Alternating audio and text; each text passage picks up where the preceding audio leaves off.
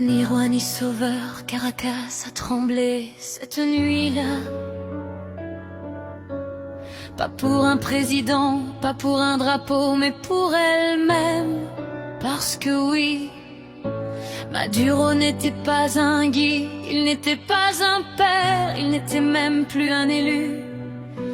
Il était un homme sans urne, un pouvoir sans peuple. Un dictateur accroché au trône par la peur et la faim. On murmure narcotrafiquant, on parle de réseau,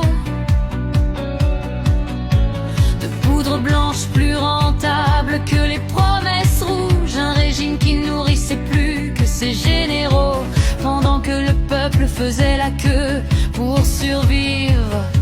Non, il n'avait aucune légitimité, mais ce n'est pas pour autant que son arrestation devient une victoire quand elle vient du ciel chargée de missiles.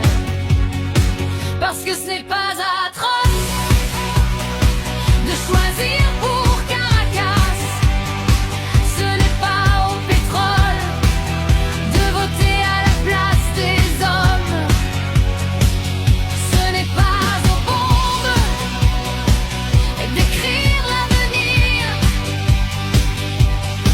Oui, le tyran devait tomber, mais pas sous un autre jour.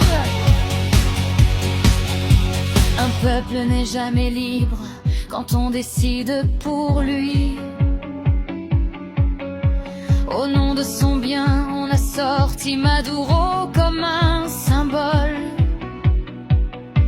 Menotté, exhibé, expédié à New York comme une preuve de puissance.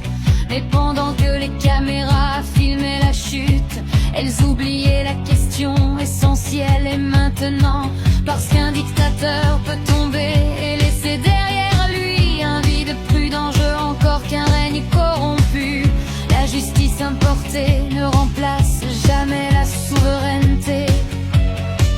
Elle la maquille sous le sol du Venezuela. Il y a ce pétrole qui fait perdre la morale aux puissants. Trump ne voit pas des visages, il voit des barils. Il ne compte pas les morts, il compte les profits. Soudain, la démocratie devient urgente quand elle est rentable. Parce que ce n'est pas atroce de choisir pour Caracas, ni au dollar, ni au baril, ni aux prisons étrangères. Oui, Maduro devait partir, mais le peuple devait décider. Sinon on change juste de maître, et on appelle ça un nouveau départ.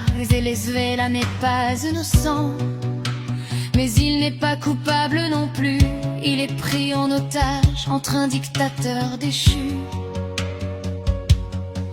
et des sauveurs intéressés au milieu. Le peuple attend toujours, il attend de voter sans trembler, il attend de parler sans disparaître, il attend que l'avenir ne soit plus écrit ni par la peur, ni par l'avidité.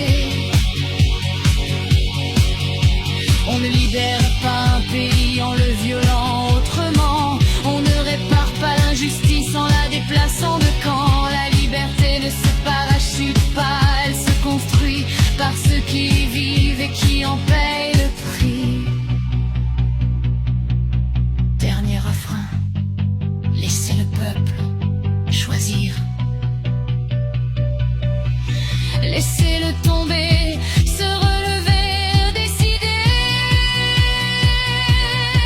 Même après la dictature, même après la misère. Parce qu'un avenir imposé reste une prison,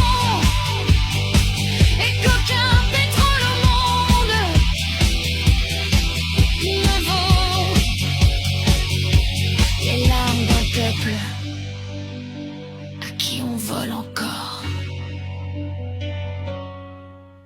savoir.